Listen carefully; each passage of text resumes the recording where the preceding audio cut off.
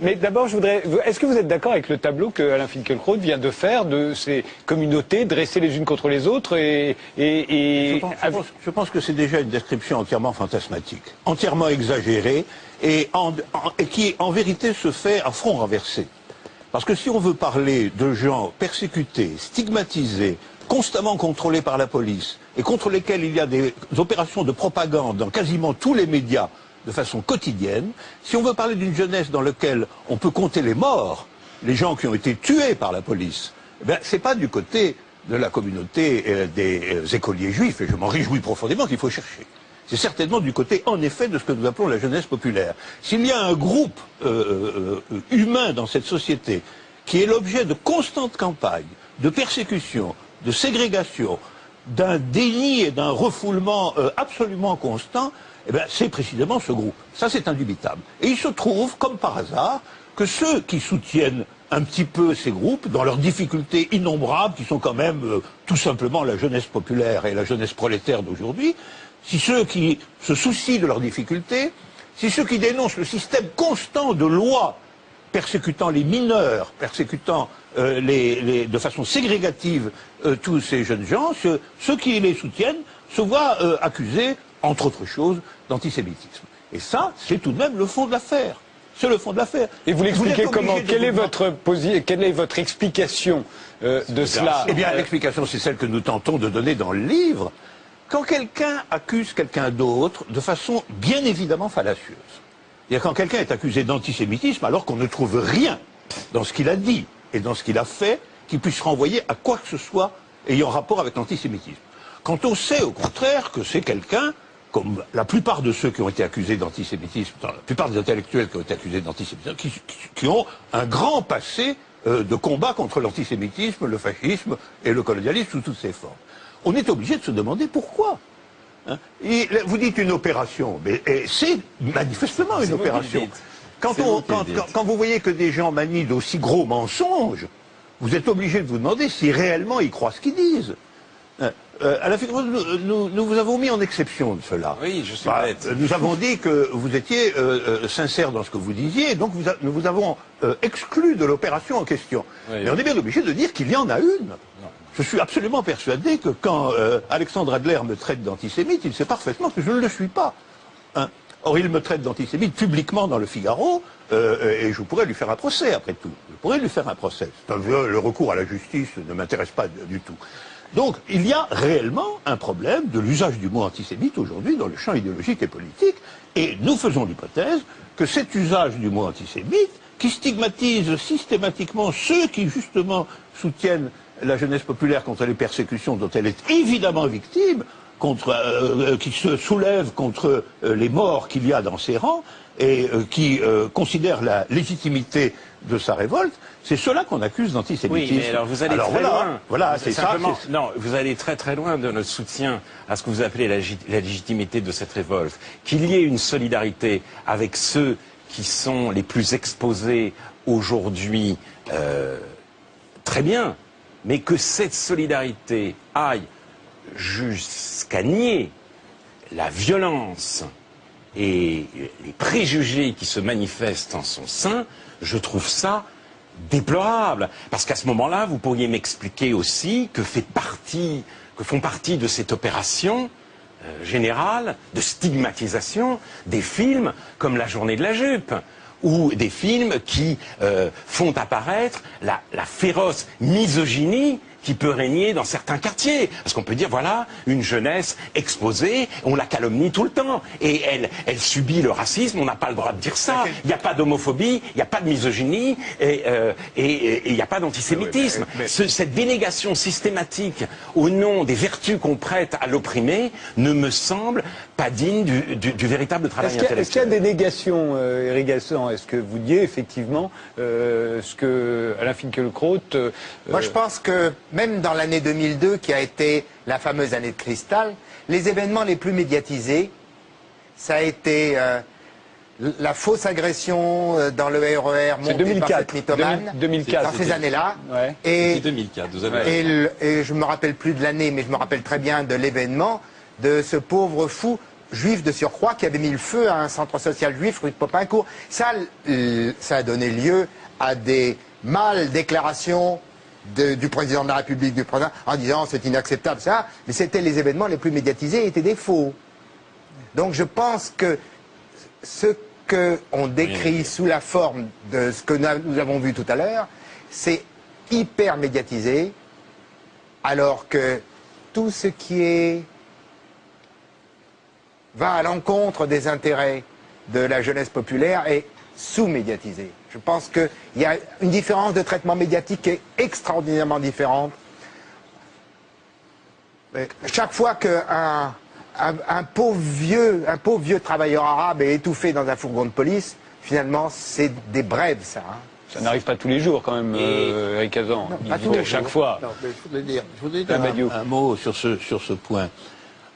En définitive, si on écoute un certain nombre de commentateurs, et même si on vous écoute, Alain Finkielkraut, on aurait le sentiment que le grand problème de la France d'aujourd'hui, c'est l'existence de cette jeunesse populaire. Que le grand problème de la France d'aujourd'hui, c'est le prétendu, c'est l'islamisme, c'est les filles qui portent des foulards sur la tête, et c'est les gamins, en effet, un peu égarés, et un peu parce qu'ils sont persécutés et ségrégés, qui se révoltent périodiquement de façon, en effet, éventuellement assez anarchique. On dirait que c'est ça le péril qui nous menace. Ça, c'est la doctrine du Front National. Il faut l'appeler par son nom. Et à force de faire le battage que vous avez fait sur ces questions, le Front National, vous l'aurez. Je vous l'avais déjà dit dans l'explication, si vous agitez ces choses-là, la corrélation entre identité et révolte comme la menace principale qui est la nôtre, alors vous aurez le Front National. Non, on n'aura pas alors le moi, Front ma vision National à des cause choses de est ça. complètement... Mais ma vision des choses est complètement différente. Laissez-moi parler. Laissez-moi parler. Ma vision des choses est complètement différente. Je pense en effet que, quelle que soit par ailleurs leurs ignorances, leurs inconséquences, qui ont toujours été celles des opprimés et des humiliés, effectivement, beaucoup de choses, ils ne le savent pas, ils ne les connaissent pas, ou ils les disent mal, c'est ce que nous appelons une réaction politique mal politisée, une politicité de travers, ça c'est tout à fait possible. Mais quelle que soit cette situation, c'est pas eux le péril principal qui menace ce pays. Le péril principal, il est en haut, hein, il n'est pas en bas. La menace de là en bas, pour l'instant, elle n'existe pas. Elle est inexistante. Il s'agit au contraire de groupes persécutés, diminués et humiliés. Par contre, les décisions prises en haut, elles menacent tout le monde. Et nous devons nous montrer particulièrement attentifs et solidaires aux mesures prises d'en haut qui visent précisément à maintenir et à aggraver la persécution, la ségrégation, l'éloignement et la stigmatisation de ceux d'en bas.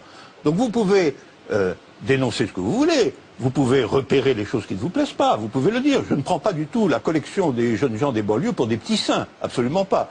Je les connais sans doute mieux que vous, de plus près, hein, je crois.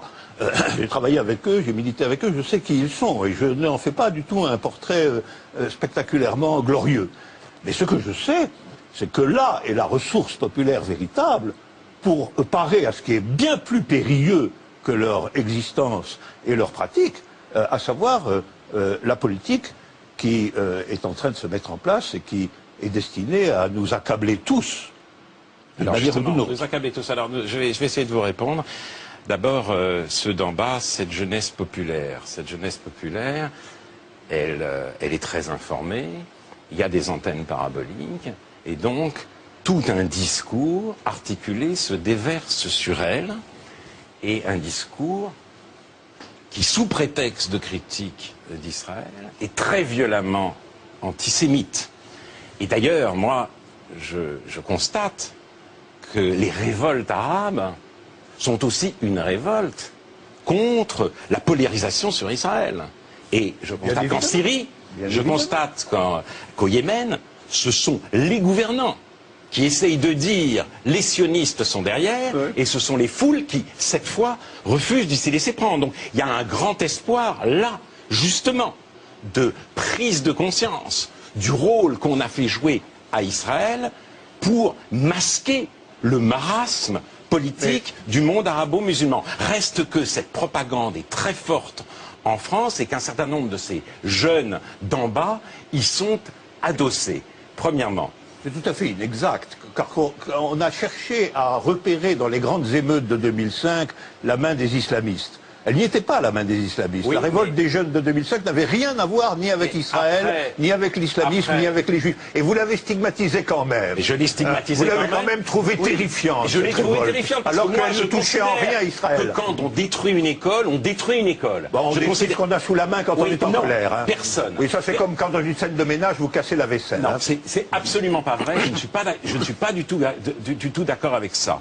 Et puis d'autre part, vous dites jeunesse populaire. C'est très intéressant ce terme de populaire et de quartier populaire. Parce que le peuple de France, aujourd'hui, se divise en deux. D'ailleurs, tout le monde s'inquiète du fait que le vote populaire aille vers Marine Le Pen. Donc l'adjectif populaire a deux sens. Une partie du peuple autochtone est aujourd'hui extraordinairement désarçonnée. Et là, je ne citerai pas Marine Le Pen, mais un livre extrêmement intéressant, ça n'a rien à voir. Écoutez, je vais peut-être vous demander ce que vous pensez de l'intervention en Libye. Je suis sûr que vous êtes sur des positions très proches de celles de Marine Le Pen. Donc on peut s'échanger ce genre d'arguments très facilement. Donc, vous alliez citer un livre. J'ai cité le livre de Christophe Guilluy. C'est un géographe. Fracture française. Et il dit des choses très intéressantes. Il dit l'intégration se passait bien quand le peuple autochtone était un référent culturel. Aujourd'hui, une immigration familiale a succédé à une immigration de travail. Les autochtones n'ont plus le sentiment d'être des référents culturels.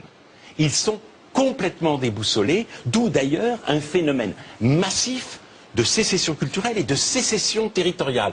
Ils vont ailleurs, ils vont dans les zones rurales, ils vont dans les zones périurbaines. Et il se dessine en France deux figures antagonistes du peuple, d'où les deux acceptions de l'adjectif populaire dans le vocabulaire, dans le lexique de la politologie. C'est un phénomène extrêmement inquiétant sur lequel nous devrions réfléchir avant qu'il ne soit trop tard, parce que là, nous allons au-devant d'une crise du vivre ensemble qui va très au-delà de l'opposition entre en bas et en haut, parce que les deux sont en bas. Léon Kazan. Moi, je trouve formidable d'entendre Alain Finkielkraut faire l'éloge du peuple français autochtone. Je pense...